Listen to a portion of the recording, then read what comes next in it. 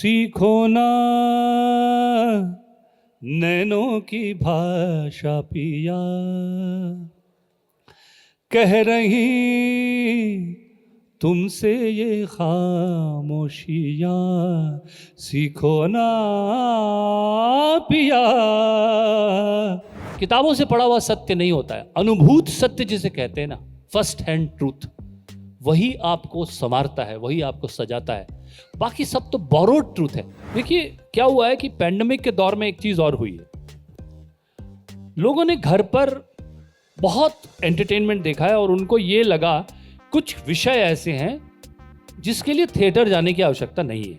पहले तो एक विक्टिमाइजेशन से निकलना होगा हिंदी फिल्मों को, कि कुछ कोई गलत कर रहा है या कोई उसमें कॉन्स्पिरेसी है या कोई हमारा शुभ चिंतक नहीं है या दर्शक हमारे शुभ चिंतक नहीं है। देखिए मूल रूप से एक क्रिएटर और ऑडियंस के बीच एक ट्रस्ट का होना बहुत आवश्यक है। चॉइस आपकी एक ही होती है कि अपने पैरों पर कैसे खड़े हो जाएं, इसके अलावा कोई चॉइस नहीं होती। पहले तो आपको पेट का सवाल होता है, पहले ये सवाल होता है कि मैं शिक्षकों के घर में पैदा हुआ हूँ, भाई वो आपको सिर्फ शिक्षा आपको आपके परिवार से मिलती है, वो विरासत में वही मिलती है, और फिर आपको अपना मार्ग खुद प्रशस्त करना होता है।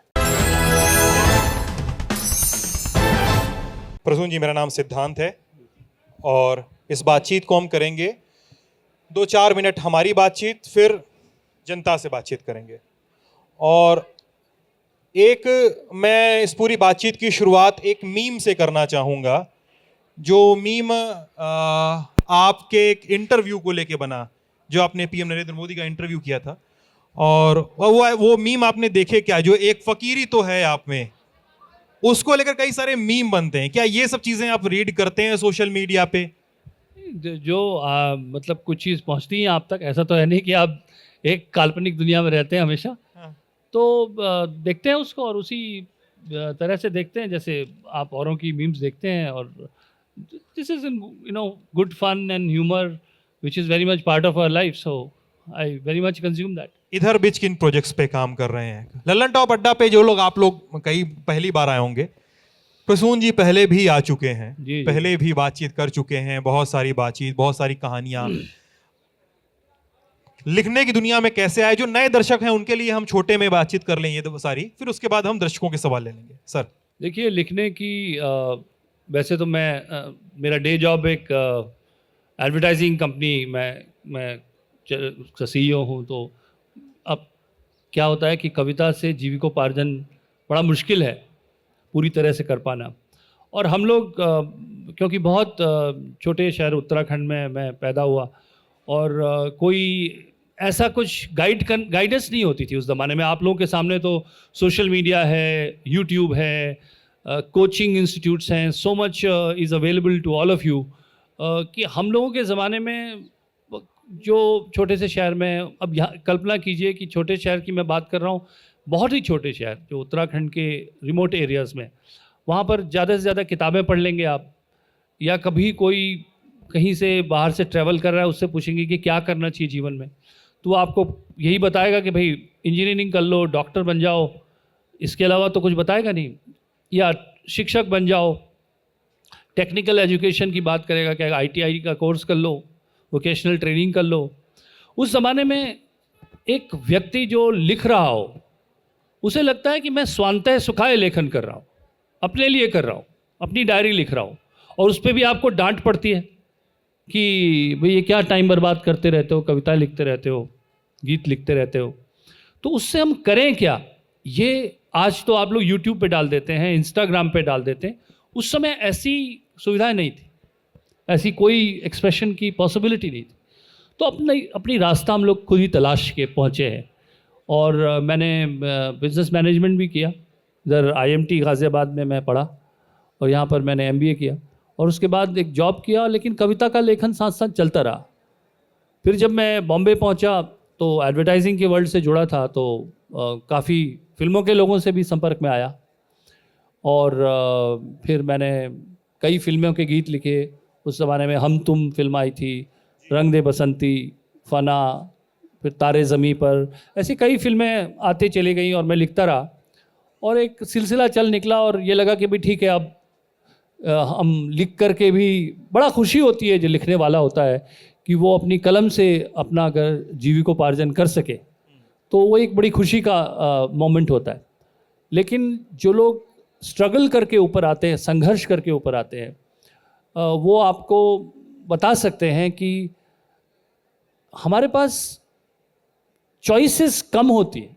चॉइस आपकी एक ही होती है कि अपने पैरों पर कैसे खड़े हो जाएं, इसके अलावा कोई चॉइस नहीं होती। पहले तो आपको पेट का सवाल होता है, पहले ये सवाल होता है कि मैं शिक्षकों के घर में पैदा हुआ हूँ, भाई वो आपको सिर्फ शिक्षा आपको आपके परिवार से मिलती है, कोई विरासत में वही मिलती है, और फिर आपको अपना मार्ग खुद प्रशस्त करना होता है।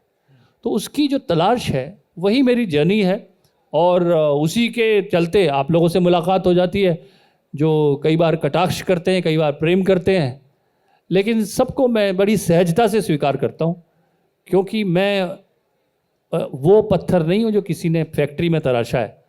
मैं वो पत्थर हूँ जो नदी के किनारे मिलता है और जिसको प्रकृति की ठोकरें मिली है और वो तराशती है। प्रसून जी सेंटर जो फिल्म प्रमाणन बोर्ड है CBFC, उसके भी प्रमुख जी।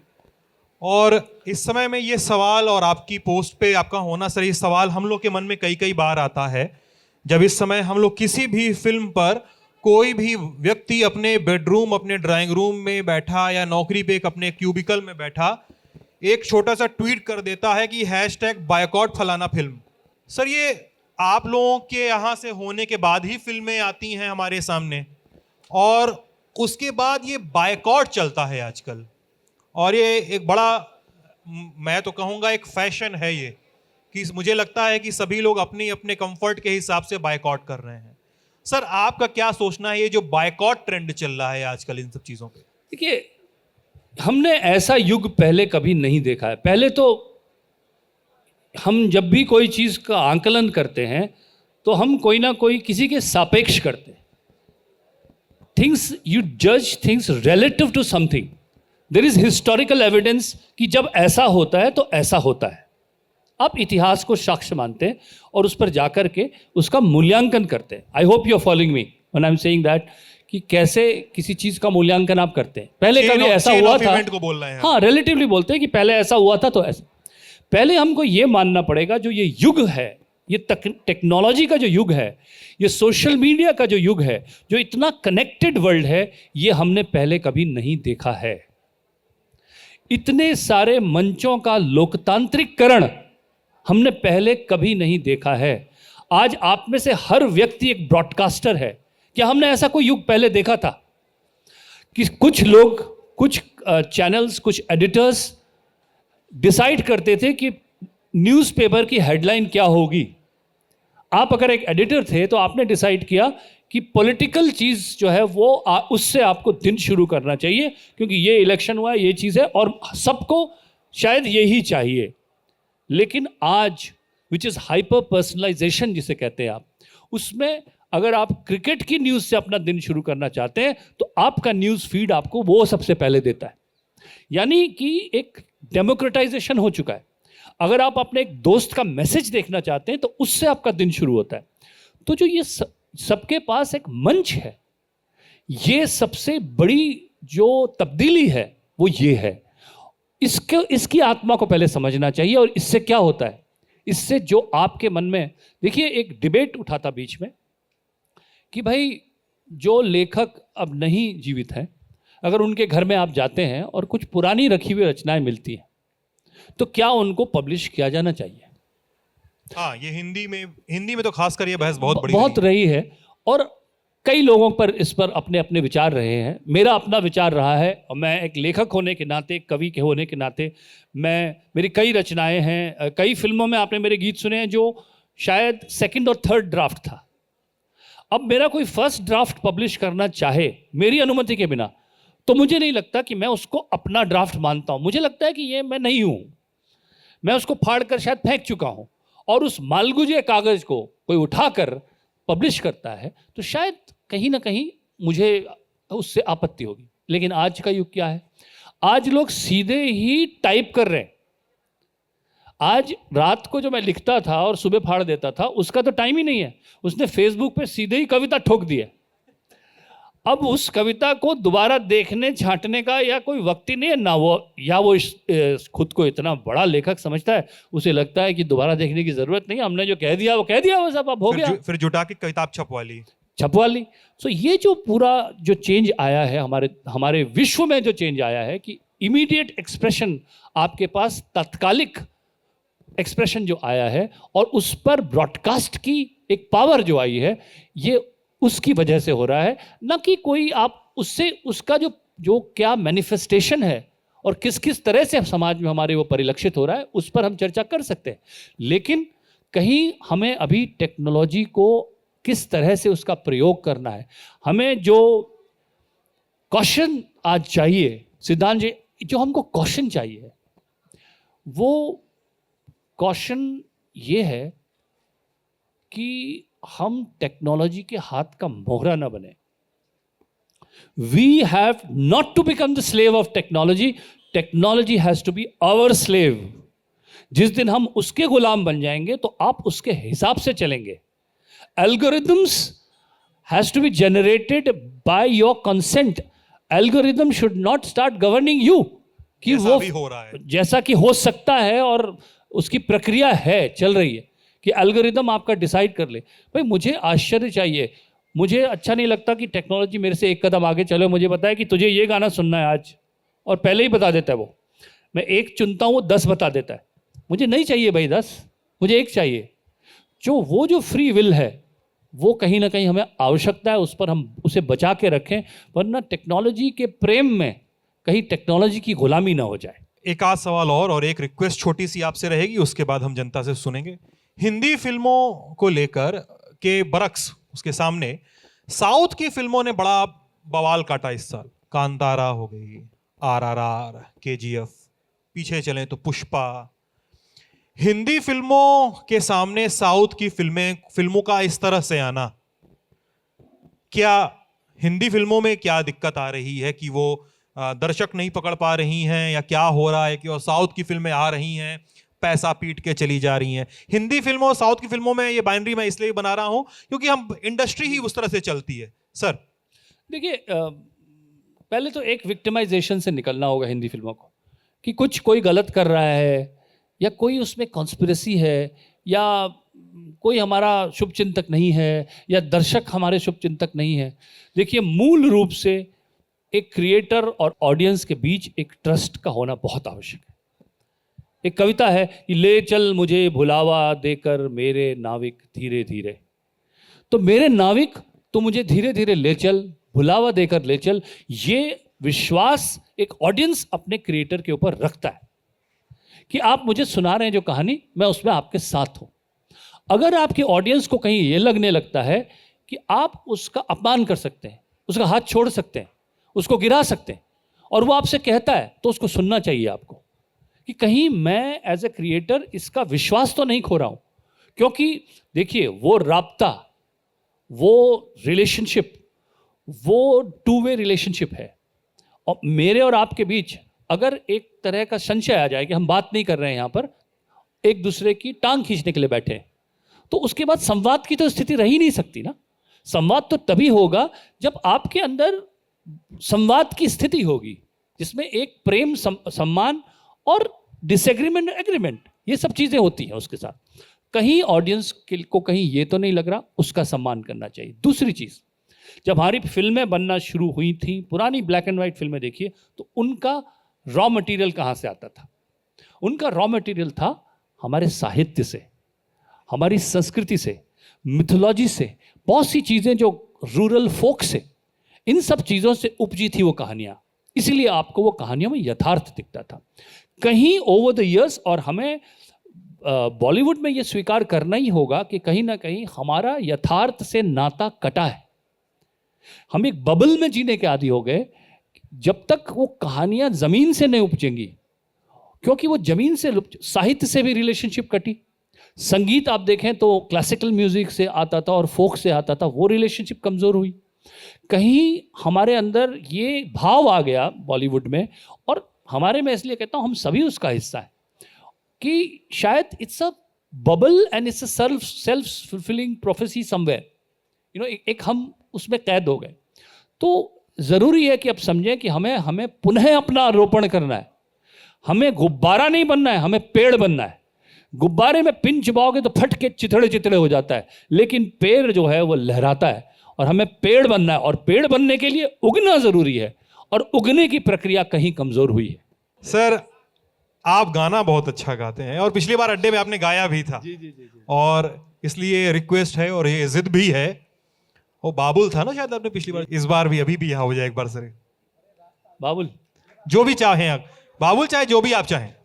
नहीं, जो आपका आग्रह होगा। आपका मैं मेहमान हूँ, और आपके हाथ बाबुल तो मैंने सुना है सर। आप जो चाहिए, उसके अलावा भी कुछ गाना चाहें आप एक बाबुल गा दीजिए, एक अपने मन से गा दीजिए। कोविड के समय में एक गाना मेरा मुझे पुराना याद आ गया था। उसको 2-4 लाइनें बहुत पहले लिखा था, सीखो ना नैनो की भाषा पिया। अब वो नैनो की भाषा महत्वपूर्ण हो गई थी, क्योंकि मुंह पे तो मास्क लगा था। तो उस नैनो की भाषा पे गाना पुराना है, लेकिन काफ़ी प्रासंगिक हो उठा वो। एक सीखो ना नैनो की भाषा पिया, कह रही तुमसे ये खामोशियाँ, सीखो ना पिया। लब तो न खोलूंगी मैं, समझो दिल की बोली, सीखो ना नैनों की भाषा पिया, सुनना सीखो। तुम हवा को सननन सन कहती है क्या, पढ़ना सीखो सलवटों को। माथे पे ये बल खा के लिखती है क्या, आहटों की है अपनी जुबां, इनमें भी है एक दास्तां। आहटों की है अपनी जुबां, इनमें भी है एक दास्तां। जाओ जाओ जाओ जाओ जाओ भैया, सीखो ना नैनों की भाषा पिया। वाह वाह। अच्छा प्रसून जी, ये तो एक ही हुआ, मैं लालची हो रहा हूं थोड़ा कि मैं इनको ये सुनाऊं। ये डायरी वायरी गुम, कभी ऐसा हुआ कभी गुम गई हो? ये पिछली बार उन्होंने भी मुझसे पूछा था, आपके सौरभ जी ने, कि ये गाड़ी अगर कहीं ये डायरी गुम हो जाए तो क्या होगा। मैंने कहा लौटा देगा, मेरे को बहुत प्रेम करते हैं मुझसे लोग। विश्वास होना चाहिए देखिए ऑडियंस पे। मैं जो भी करता हूँ खुल के करता हूँ। एक पृष्ठ मेरा खुला हुआ है, और मेरा कोई किसी चीज़ में कोई एजेंडा नहीं है रांची। मैं एक्सपेरिमेंट करता हूँ, खुद गिर कर खुद संभलना। जो मैंने कहा ना कि नदी के किनारे जो पत्थर मिलता है आपको तरह से गोल मिलता है, आपको लगता है किसी ने कुछ किया, किसी ने नहीं किया। ठोकरें खाइए, और ठोकरों से आप सीखते हैं, और स्वयं ही सीखना होता है, कोई आपको नहीं सिखाएगा। किताबों से पढ़ा हुआ सत्य नहीं होता है, अनुभूत सत्य जिसे कहते हैं ना, फर्स्ट हैंड ट्रूथ, वही आपको संवारता है, वही आपको सजाता है। बाकी सब तो बोरोड ट्रूथ है। उधार का सत्य मत लीजिए, अपना सत्य ढूंढिए, और अपनी तलाश में कौन किसको मंजिल मिली है कभी। ये तो एक इल्यूशन है लक्ष्य तो, लेकिन हम सब लोग किसी तरफ बढ़ते हैं और कोशिश करते हैं कि ये लक्ष्य में हमेशा मुब्तला रहें, उसमें डूबे रहें, और उसमें शायद हम तरस जाएं और वो पत्थर बन जाएं जो नदी के किनारे पड़ा हुआ है। ये गाना मैंने लिखा था, आपको सबको मालूम है, मैं कभी बतलाता नहीं पर अंधेरे से डरता हूं मैं मां। मैं इसलिए इसका एक अंतरा आपको बताता हूं, और ये बताता हूं कि हुआ क्या है इस गाने में। इसमें था, जब भी कभी पापा मुझे जो जोर से झूला झूलाते हैं माँ, मेरी नजर ढूंढे तुझे, सोचूं यही तू आके थामेगी माँ। उनसे मैं ये कहता नहीं पर सहम जाता हूँ माँ, चेहरे पे आने देता नहीं दिल ही दिल में घबराता हूँ माँ, तुझे सब है पता है न माँ, तुझे सब है पता मेरी माँ। वाह गजब। अब ये जब मैंने लिखा ना दान जी, तो मुझे खत आने लगे पिताओं के, और उन्होंने कहा हम पिता इतने बुरे नहीं होते, और आपने हमारे साथ अन्याय किया है और ये आपने नहीं लिखा सही। तो मैंने ये कविता लिखी जो मैं आपको सुना रहा हूँ, कई जगह मैं पहले भी सुना चुका हूँ, कि माँ की तारीफ करते करते पता नहीं कब मैं पिता के विरुद्ध हो गया। पिता के विरुद्ध मैंने कभी कुछ नहीं कहा, पर मां की तारीफ में पिता के प्रति नाराजगी स्वतः ही आ जाती है। क्या पिता का दोष पिता होना है, या पुरुष होना, या समर्थ होना? मैं पिता के सामने ढीठ हूं, मां के सामने शैतान। मैं पिता के सामने चट्टान हूं, मां के सामने नदी। मैं मां के लिए छुप जाता हूं पर पिता से छुपता हूं। मैं मां के लिए छुप जाता हूं पर पिता से छुपता हूं। मैं मां के सामने प्रश्न की गोलाई हूं, मैं मां के सामने प्रश्न की गोलाई हूं और पिता के सामने उत्तर की नोक। मैं मां की गोद में समा जाता हूं पर पिता की गोद में तन कर बैठता हूं। मां के अचार के बोयाम अगर धूप से जुदा होते हैं तो मैं उन्हें धूप में सरका देता हूं, पर पिता की फाइलों से गिरते कागजों पर मुझे कभी तरस नहीं आया। मैंने कई बार सोचा है पिता से लंबा होने के बारे में, पर मां से अपनी लंबाई कभी नहीं नापी है। मैंने मां के बाल भी खींचे हैं कई बार झुंझलाकर। चीखा हूं मां पर, पटके हैं पैर, पर पिता के सामने खुद को नाप तोल कर पेश किया है। क्या मैं विद्रोह करता रहा हूं पिता की सत्ता के खिलाफ? क्या मां का प्रजा होना उसे मेरे करीब लाता है? क्या मैं ऐसा ही करता अगर मां की सत्ता होती? क्या तब भी मैं उसे इसी तरह प्रेम करता, या उसकी शक्ति सामने खड़ी होती और मैं फाइलों से कागज समेट रहा होता?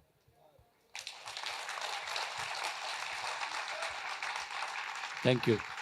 दर्शकों के सवाल में समय चूंकि कम है, प्रसून जी के पास भी है, मेरे पास तो गाने सुनवाने के लिए बहुत समय है इनसे, तो हम लोग सवाल क्रिस्प रखेंगे, छोटे रखेंगे। हाँ शिवानी। मेरा नाम नीरज है। मेरा आपसे एक ये है कि आजकल गानों में तुकबंदी का दौर चला है।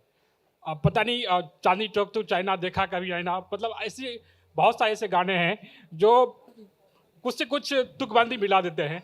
तो आप एक अच्छे पोस्ट पे है, तो आपको नहीं लगता है कि गानों में भी कुछ सेंसरशिप होना चाहिए? अच्छा, इनका कहने का मतलब है कि मतलब कुछ भी मिला जुला के बना दिया गाना, वो ऐसा चांदनी चौक टू चाइना, अंग्रेजी हिंदी मिला के वो बोल रहे हैं कि गाना इस तरह से भी बन रहे हैं।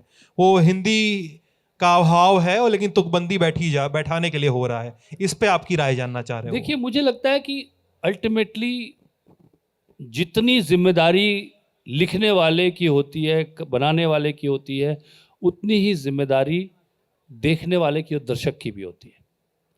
आप उन गानों को दिन में उनकी आलोचना करें और शाम को पार्टी में उस पर नाचें, तो ये दोहरे मापदंड तो नहीं चल सकते।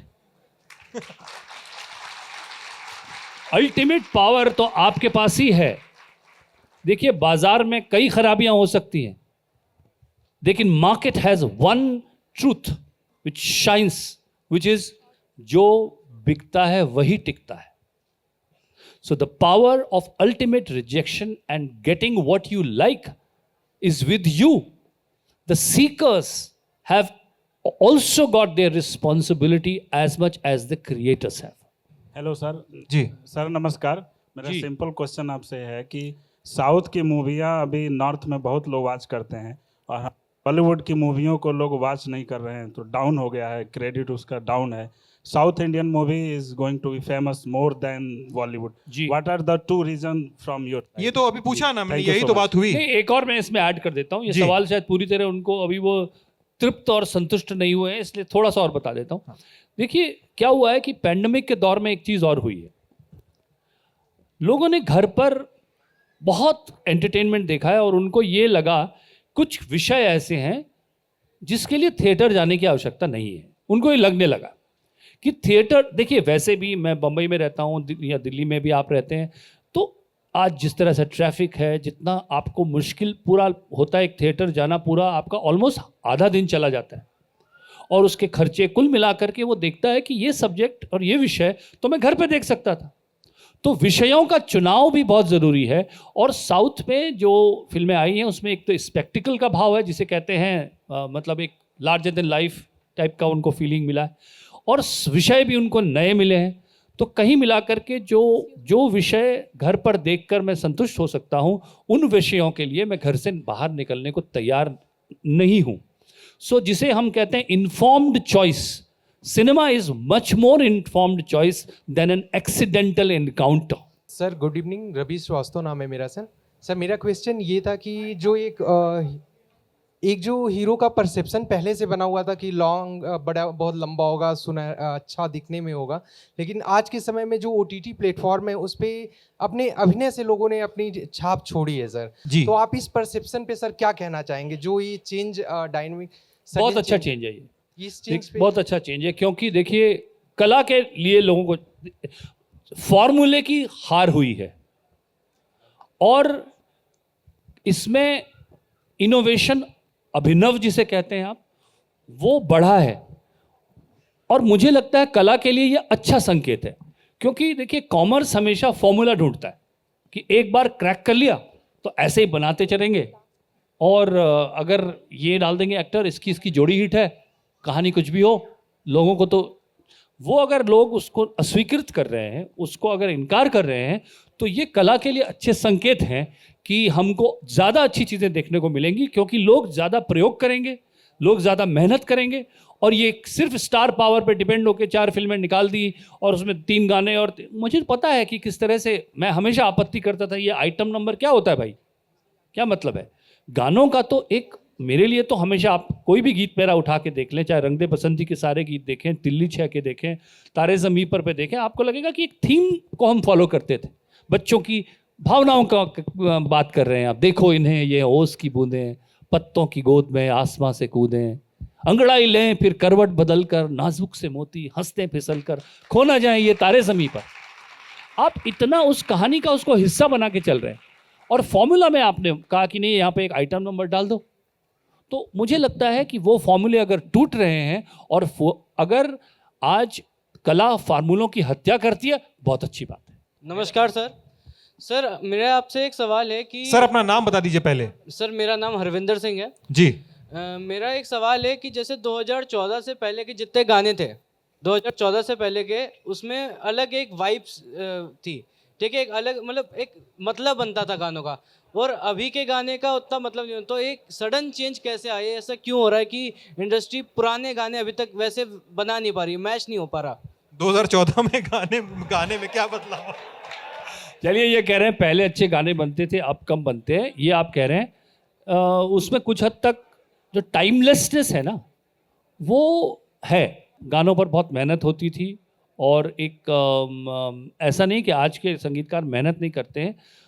आज एक तो अटेंशन, आपको ये जानकर आश्चर्य होगा कि आज जो ह्यूमन बीइंग है, मनुष्य है, उसका अटेंशन स्पैन कितना है, आपको आश्चर्य होगा ये जानकर।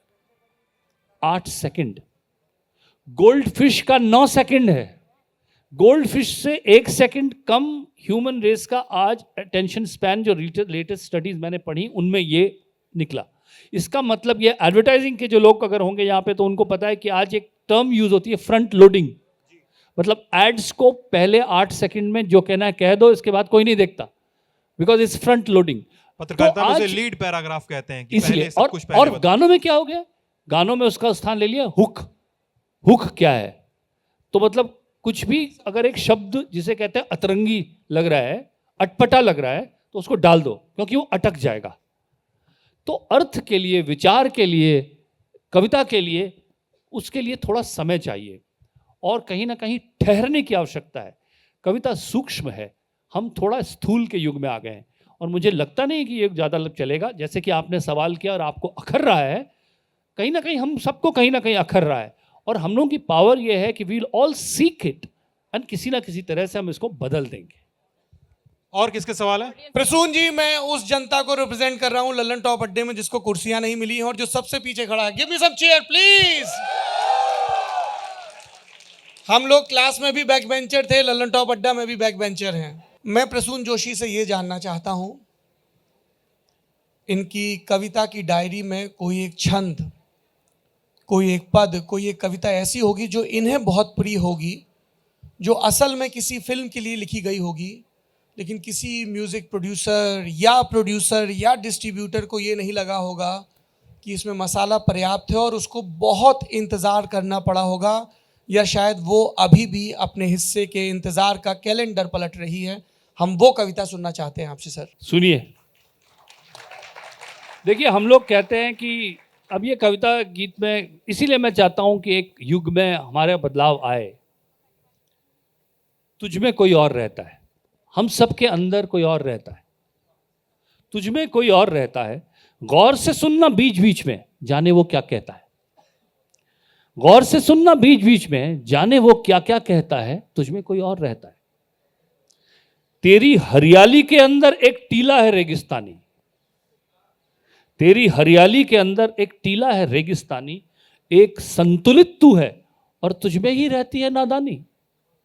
एक संतुलित तू है और तुझ में ही रहती है नादानी। घाव छुपा है पर बहता है, तुझ में कोई और रहता है। आंगन में जो वृक्ष खड़े हैं सब तुमने ही बोए एक दिन। आपको लगता है कोई और कर गया ये, बट आप अपने को रंगे हाथों पकड़ नहीं पाते जब आप वो करते हैं। आंगन में जो वृक्ष खड़े हैं, तो ये मैंने नहीं किया ऐसा लगता है आपको। नहीं, आप नहीं किया है। शायद आपको याद नहीं है कब आप चाह रहे थे, खुद को रंगे हाथों पकड़ा नहीं आपने तब। तो आपके जीवन में जितने भी वृक्ष हैं वो आपके ही हिस्सा हैं। आंगन में जो वृक्ष खड़े हैं सब तुमने ही बोए एक दिन। तुम्हें याद है हंसी खिलखिली पर तुम ही थे रोए एक दिन। तुम में ही है जिद्दी आशा और तुम में ही घोर निराशा। तुम ही गोटी चलते हो और तुम ही फेंक रहे हो पासा। अपने जुल्म खुद ही सहता है, तुझ में कोई और रहता है। देखिए, मन को मैंने नारंगी बोला है। ये मन की नारंगी चीरो, ये मन की नारंगी चीरो फांक फांक तुम ही हो सारे। सारी फांकें तुम्हारी हैं। ये मन की नारंगी चीरो फांक फांक तुम ही हो सारे। इच्छाओं के इस कमरे में नींद तुम्हारी, स्वप्न तुम्हारे। खुद करता है खुद भरता है, तुझ में कोई और रहता है। तुम ही चांद के शीतल प्रेमी, तुम ही अग्नि को हो उकसाते। तुम ही शांति का दूत बने हो, तुम ही रक्त को हो दहकाते। फिर भी रंग जीवन में कौन भरता है, फिर भी रंग कौन भरता है। तुझ में कोई और रहता है। गौर से सुनना बीच बीच में, जाने वो क्या क्या कहता है। तुझ में कोई और रहता है। शुक्रिया प्रसून भाई, शुक्रिया। हमको कभी किसी दरवेश ने कहा था कि 24 घंटे के दरमियान एक ऐसा पल आता है जो तुम्हारी ज़िंदगी का उस दिन का हासिल होता है। मुझे पूरा यकीन है कि लल्लन टॉप अड्डे में जितने भी लोग बैठे हैं उनके लिए ये कविता और ये पल उनका हासिल है। बहुत शुक्रिया आपका। Thank you Saurabh. एक सेकंड, लास्ट हम बोले अपना नाम बता दो दोस्त पहले। जी, मेरा नाम पुष्पराज सिंह कौरव है। सर, मेरे साथ जो घटित होता है मैं वही लिख पाता हूँ। जब आपने इतना अच्छा लिखा तारे जमी पे कि मैं पापा से डरता हूँ, माँ को इतना प्यार करता हूँ, तो आपके ऊपर अत्याचार करते थे पापा, इसलिए आप ऐसा लिख पाए कि लिखना था इसीलिए लिख दिया। देखिए, मैंने उस कविता को अगर आपने सुना हो तो मैंने उसमें कहा और ये प्रश्न किया। देखिए, ये पिता और माँ के बीच का जो एक ये पेंडुलम की तरह बच्चा झूलता है। पिता अत्याचार नहीं करता है कभी, जो असंतुलन है वहां पे, वहाँ कहीं ना कहीं उसी को मैं समझने की कोशिश कर रहा हूँ। हम सब करते हैं, हम सब की माँ है और आप शायद कल को पिता भी होंगे। और ये जो रोल्स चेंजेस होते रहते हैं हमारे, और एक कवि की दृष्टि से आप उसको देखते रहें। आपका अनुभव अपने आप में अनपैरेलल्ड है। उससे देखिए, एक नदी बह रही है, ठीक है। मैं ये मानता हूं कि हम कुछ क्रिएट नहीं करते। क्रिएट करने वाला तो एक ही था, सब कुछ क्रिएट उसने ही किया। सृष्टि का जो भी, तो एक नदी है वो जो बह रही है। उस नदी में जो तैरने वाला व्यक्ति है, उससे जो जूझ रहा है, उससे अगर आप पूछेंगे कि नदी क्या है तो वो क्या कहेगा? नदी आक्रामक है, नदी संघर्ष करवाती है। लेकिन जो व्यक्ति नदी के किनारे ध्यान लगा रहा है साक्षी भाव से या उसके ऊपर कविता लिख रहा है, उसके लिए वो नदी क्या है? शांत है। नदी तो वही है, एक के लिए शांत है, एक के लिए आक्रामक है। तो हम क्या करते हैं जीवन में, कविता क्या करती है, आपको एक दृष्टि देती है। वो उसका यथार्थ, उसका सत्य नहीं बदलती, लेकिन उसे दृष्टि देती है। तो हम सब लोग अपनी लाइफ को एग्जामिन करते हैं। जैसे प्लेटो ने कहा था, well examined truth, you examine your truth. हम लोग सब उसका परीक्षण करते हैं, समझने की कोशिश करते हैं, और उसी में कविता उपजती है। हम कितना समझ पाते हैं, कोई अल्टीमेट आंसर नहीं है। मेरा सत्य आपके सत्य से बिल्कुल भिन्न हो सकता है, लेकिन शाश्वत सत्य तो वही है, नदी तो वही है, लेकिन वेंटेज पॉइंट बदल जाता है। तो हम सब लोग वही करते हैं कविता किसी में। विषय को कहाँ से इसीलिए लिखते मैंने हैं कहा हम? कि अनुभूत सत्य पर, जो आपका सत्य है उसे लिखिए, आपका अनुभव लिखिए। और रही बात कि मैं कविता मैं किसी को कहने के लिए कहता हूँ, ऐसा मैं नहीं करता, इसीलिए कम लिखता हूँ। कोशिश ये करता हूँ जो मेरे अंदर से प्रस्फुटित हो, उपजे, वही लिखूँ। कोशिश यही रहती। सर मेरा नाम आयुष है, मैं बिहार से बिलोंग करता हूँ। सर 1-2 साल पहले बहुत दुखद घटना हुई थी, जो सुशांत सिंह राजपूत जी का आत्महत्या उन्होंने किया था। तो मैं बस बेसिकली, हमारे यहाँ यही सोच है कि बॉलीवुड में नेपोटिज्म बहुत ज़्यादा है। तो आप बॉलीवुड को इतनी अच्छी तरह से जानते हैं, क्या आप हमें बॉलीवुड में नेपोटिज्म की सच्चाई को कुछ बताना चाहिएगा और हमारी शंकाओं को दूर कीजिएगा? देखिए, मैंने एक पिक्चर लिखी थी, भाग मिल्खा भाग, आपने शायद देखी हो। उसके गीत भी काफ़ी अच्छे बन गए थे। एंड मिल्खा सिंह जी से मेरी अक्सर चर्चा होती थी इस पर कि जो भी कोई व्यक्ति बाहर से आता है, देखिए जब भी किसी भी फील्ड में कुछ लोग होंगे, अब यहाँ पर कुछ होंगे ऐसे जर्नलिस्ट जिनके माता पिता भी जर्नलिस्ट होंगे, कुछ लोग ऐसे होंगे जो खुद अपना मार्ग खोजते हुए आएंगे। मैं ये नहीं मानता कि किसी का पुत्र होना या किसी की पुत्री होना कोई किसी के लिए एक अभिशाप होना चाहिए, या उसके लिए वो एक लिमिटिंग फैक्टर होना चाहिए। लेकिन आपने कहा कि बाहर वालों को मौका न मिलना, अगर ऐसी स्थिति बनती है तो उसे तोड़ दिया जाना चाहिए। क्योंकि हम सब लोग जो हैं, सब लोग संघर्ष कर रहे हैं, बराबर के मौके मिले। मैंने एक फिल्म थी आरक्षण, उसके गीत लिखे थे कि बराबर की लाइन तो खींचो जरा, फिर कौन बड़ा है ये पता लगेगा। तो कहीं ना कहीं अगर आपको लग रहा है, और ऐसी पॉसिबिलिटीज़ हैं, फिल्म में ही नहीं है, और बिजनेस में भी है, और जगह में भी है, जर्नलिज्म में भी है, मीडिया में भी है, तो इसका मतलब वो कहीं ना कहीं है। क्योंकि आप देखते हैं, और ख़ासकर फिल्मों के 2 लोग पर्दे पे आते हैं तो रोज़ पता लग जाता है। और वो कभी भी अगर वो एक रोग बन जाता है, as I said, it should not be a handicap for the someone कि अगर मेरी क्या गलती है अगर मैं फिल्म के परिवार में पैदा हुआ। लेकिन प्रतिभा का स्थान सर्वोपरि होना चाहिए, और अगर वो कहीं है तो उसे बातों से, संवादों से बदलना चाहिए। मैं इससे सहमत हूँ। आपकी लाल किताब वापस बैग में जाए, उसके पहले मैं अपने लालच की एक बार और बात सुनूंगा, और आपसे आग्रह करूंगा एक गाना और सुना दीजिए बस। बाबुल की आग्रह था, वही सुना देता हूँ। बाबुल जिया मुरा घबराए, बाबुल।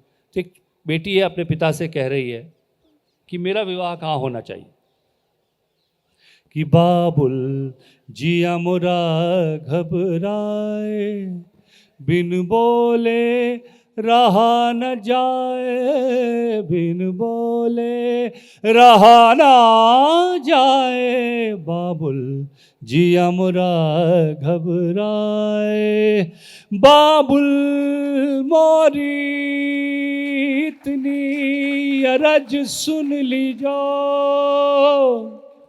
मोहे सोनार के घर ना दीजो, मोहे सोनार के घर ना दीजो, मोहे जेवर कभी न भाए, बाबुल जिया मुरा घबराए, बाबुल मोरी इतनी अरज सुन लीजो, मोहे राजा घर ना दीजो, मोहे राजा घर ना दीजो, मोहे राज न करना आए बाबुल, जिया मुरा घबराए बाबुल रे बाबुल, मोरी इतनी अरज सुन लीजो, मोहे लोहार के घर दे दीजो, मोहे लोहार के घर दे दीजो, जो मोरी जंजीरें पिघलाए बाबुल, जिया मोरा घबराए। Thank you. एक सेकंड सर। देखिए, प्रसून जी बहुत अच्छे इंसान हैं, बहुत अच्छे गीतकार हैं। प्रसून जी साइंस के बहुत अच्छे टीचर भी हैं, ये आप में से बहुत कम लोगों को पता होगा। प्रसून जी ने एक गाना लिखा है जिसमें बहुत सारी साइंस है, और मुझे ये गाना बहुत प्रिय है क्योंकि उसमें मेरे वक्त की एक बहुत बहादुर और बहुत खूबसूरत लड़की ऐसे ही रंग की साड़ी पहनकर भोपाल के ताल के किनारे आती है उस कहानी में अपने हिस्से के नायक से मिलने के लिए। प्रसून जी उस गाने में हमें जड़त्व का, इनर्शिया का सिद्धांत समझाते हैं कि कुछ चीज़ें गतिशील हों और कुछ चीज़ें अचानक से रुक जाएं तो क्या होता है। प्रसून जी हमें उसमें संगीत की भाषा सिखाते हैं। प्रसून जी उसमें हिंदुस्तान की टेक्सटाइल की इंडस्ट्री का विज्ञापन भी करते हैं। मैं चाहता हूं कि मंच पर जाने से पहले प्रसून जी, उनका लिखा जो गीत मुझे व्यक्तिगत रूप से बहुत पसंद है और जो बेहद खूबसूरत, बेहद बहादुर दीपिका पादुकोणे पर फिल्माया गया है, उस गीत को अगर अपनी आवाज़ में सुना दें। झटक कर जुल्फ जब तुम तौलिए से बारिशें आज़ाद करती हो, आरक्षण से झटक कर अच्छा जुल्फ लगता जब है। तुम देखिए, गाना का यही था कि मुझे लगता था उसमें कैरेक्टर इस तरह का था कि लड़का थोड़ा रोमांटिक है, लड़की थोड़ी टू द पॉइंट। तो कि मतलब यार आगे बढ़ो यार, क्या मतलब ये कि झटक कर जुल्फ जब तुम तौलिए से बारिशें आज़ाद करती हो, अच्छा लगता है।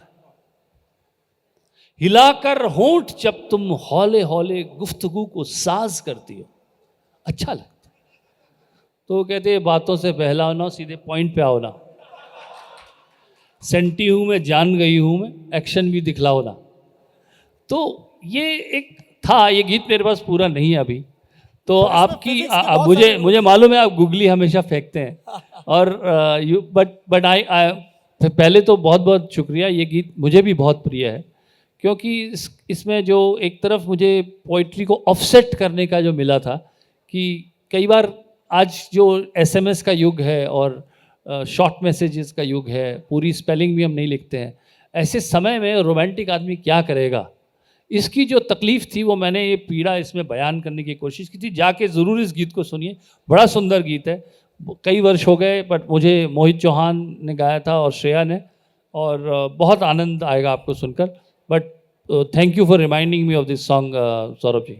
जब भी हम प्रसून जोशी को सुनते हैं तो हमें वो सत्य याद आता है। और देखिए, हिंदुस्तान के शास्त्रों में, दर्शन में, सभ्यता में सत्य को ब्रह्म कहा गया है, जो बार बार आपके ऊपर किसी तजुर्बे, किसी अनुभव के तौर पर गालिब होता है, जो कभी दर्द की शक्ल में आता है, जैसे उस क्रौंच पक्षी की कराह को देखकर वाल्मीकि को कविता के रूप में आया था, और हमेशा ही प्रेम के रूप में आता है। और तब कोई गीतकार प्रसून जोशी लिखता है, रहना तू है जैसे तू, थोड़ा सा दर्द तू, थोड़ा सुकून। बहुत शुक्रिया प्रसून जोशी। प्रसून दा के लिए जोरदार था। Thank you. और आपके लिए यही कहूँगा कि रहना तू है जैसा तू, थोड़ा सा दर्द तू, थोड़ा सुकून, थोड़ा सा रेशम तू हमदम, थोड़ा सा खुरदुरा, कभी तो लड़ जाए या अड़ जाए या खुशबू से भरा, तुझे बदलना ना चाहूं रत्ती भर भी सनम, बिना सजावट मिलावट, न ज़्यादा न ही कम, तुझे चाहूं जैसा है तू। जोरदार तालियां प्रसून जोशी के लिए।